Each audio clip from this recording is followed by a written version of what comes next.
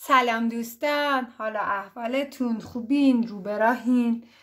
اوضاع اونجوری که دوست دارید اتفاق بیفته براتون و بهترین ها براتون مهیا بشه و همیشه آرامش کنج دلاتون باشه.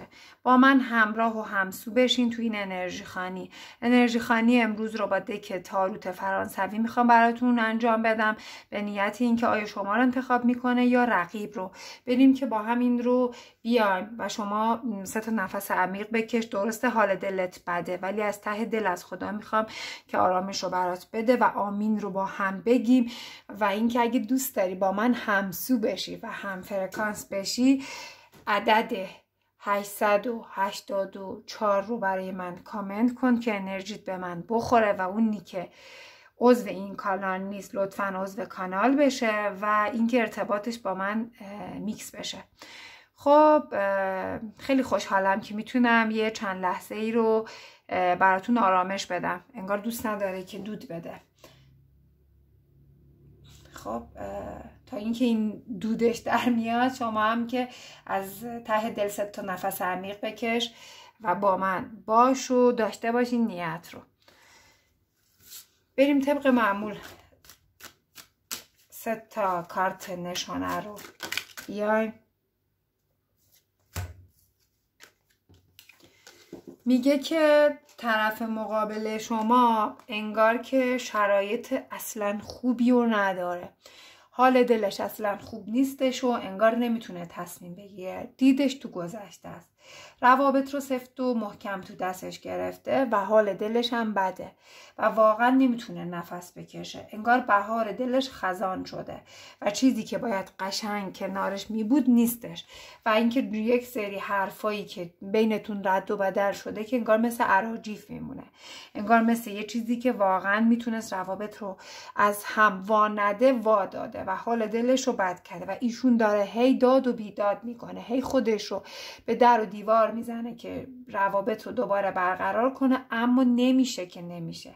بعد به خودش میگه که آیا میتونم روابط رو دوباره برقرار کنم، آیا میتونم این ارتباط رو دوباره برگردونم و خوشحالی رو بین خودم و خودت به وجود بیارم.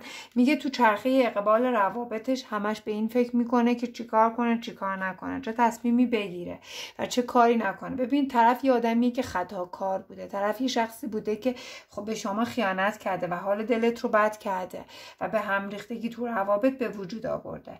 داره میگه که انرژی خیلی بدی توی این ارتعاشه، یعنی اینکه زمانی و تایم خورده براتون میبینم که باعث میشه که حال دلتون بد و بدتر بشه. طرف مقابل شما کلا شخصیتش طوریه که شما رو به هیچ و پوچ فروخت و رفت و به جای اینکه روابط رو بخواد در کنار شما داشته باشه و قدر شما رو بدونه، انگار هیچ پایه و اساسی به روابط نداشت و حال دل شما رو بد و بدتر کرد و همین شد که این به هم ریختگی تو روابط به وجود بیاد و شما احساس کنی که در حقت ناحقی کرده، کم لطفی که در حقت کرده و باعث شده که شما هم نسبت به این آدم گنگ و بلا تکلیف بشی. ببین طرف مقابل شما کلا شخصیتش طوری که یه آدمیه که مد زیاد داره نسبت به روابط. ببین هم شما رو میخواد هم رقیب رو میخواد. هر چقدر بری به این آدم بگی که ای بابا من نمیتونم رقیب رو تحمل کنم، خط قرمزم رقیبه، فلانم بسارم، انگار که گوشش بدهکار نیست. هم میتونه شخصیتی باشه که دعا و بستگی تو روابط باشه، میتونه رقیبی که حالا مثلا من نمیگم 100% کیسی باشه اکسی باشه، ممکنه که مثلا خانواده باشه، کسایی که روی این مغز این آدم خیلی سوارن و باعث میشن که روابط خیلی بد و بدتر بشه و به هم ریختگی تو روابط به وجود بیاد و فرصت هایی که میتونست تو روابط خیلی قشنگ کنار هم بشه رو از دست دادید. میگه فعلا توی ذهنش هیچ تصمیمی نداره، فعلا توی ذهنش هیچ عکس العملی نمیتونه داشته باشه تا بخواد کاری انجام بده. انگار همه چی براش بد و بدتر میشه و حال بدی تو روابط به وجود میاد و نگاه خیلی بد و طعنه‌آمیزی توی روابط میتونه به وجود بیاد که باعث بشه که به جای اینکه حس خوب تو روابط به وجود بیاد بد و بدتر بشه و نگرانی ها سردرگمی ها تو روابط جای خوب رو بگیره. ببین براتون خط نشون کشیده و این خط نشون کشیدن ها هیچ قشنگ نیستش. این خط نشون کشیدن ها زیادی بده و باعث میشه که بلا تکلیفی و گنگی تو روابط به وجود بیاد.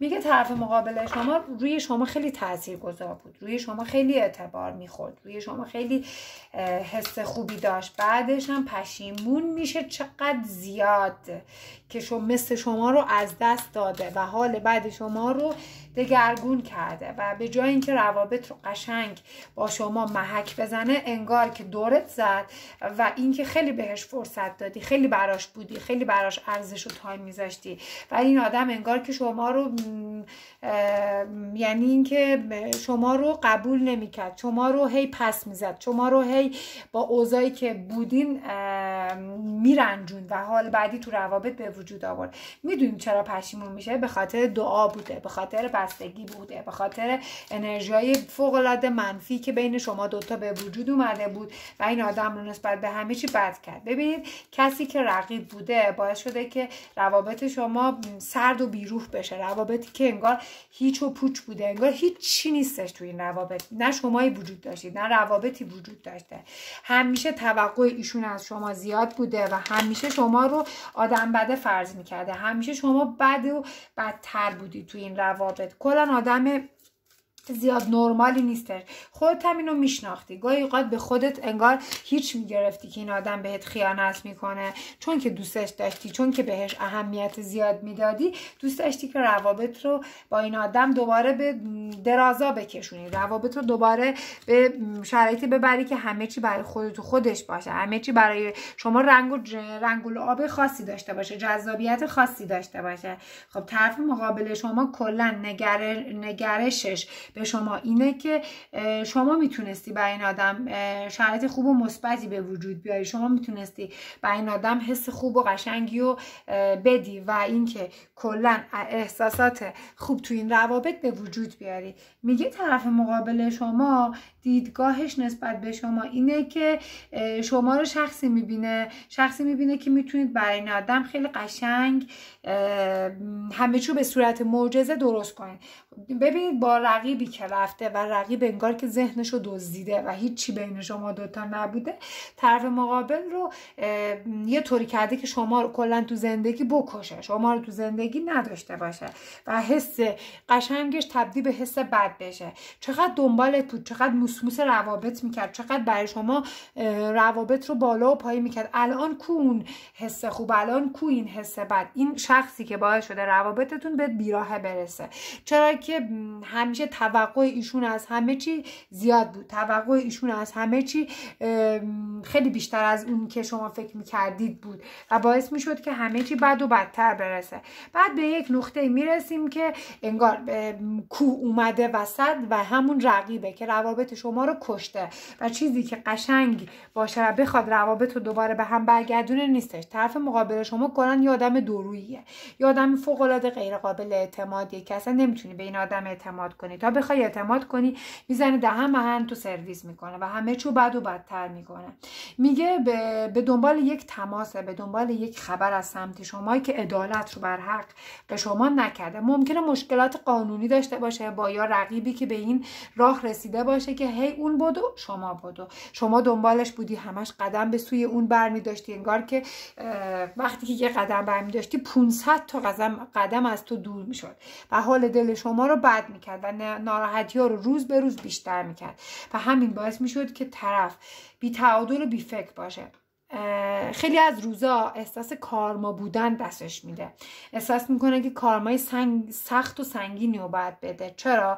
خب بی دلیل شما رو توی آب نمک قرار داد، رفت و اشک شما رو در آورد و حال بعدی تو روابط داد و الان پشت کرده به شما. همین پشت کردن ها روابط رو کشته و این باعث میشه که این آدم همش دست به چونه باشه و فکر کنه که چرا خراب کرده، چرا این روابط رو به گند رسونده، چقدر روابط خوبی بود، چقدر کنار هم خوشحال بودید، مگه میشه انقدر یهویی و به صورت ناخودآگاه روابط خراب بشه؟ اینو بهت بگم، طرف مقابل یه آدمی بود که خیلی حول بود، طرف مقابل یه آدمی بود که سرگوشش مدام میجنبید، همش به این این فکر میکرد، همش به اون فکر میکرد و هیچی تو زندگی نمیتونست راه خوبی به این آدم نشون بده که ذهنیتش رو بد کرد. همش نیشخند میزد. تو یه چیزی بهش میگفتی امتناع میکرد، انگار میگفت که نه همچین چیزی نیستش، من به تو خیانت نمیکنم. ولی شما چقدر که این آدم رو دوست داشتی از صمیم قلب میفهمیدی که این آدم بهت خیانت کرده، این آدم بهت بد کرده، این آدم برات بد بوده. با شما بود ولی الان که هیچ، الان که با شما کات کرده.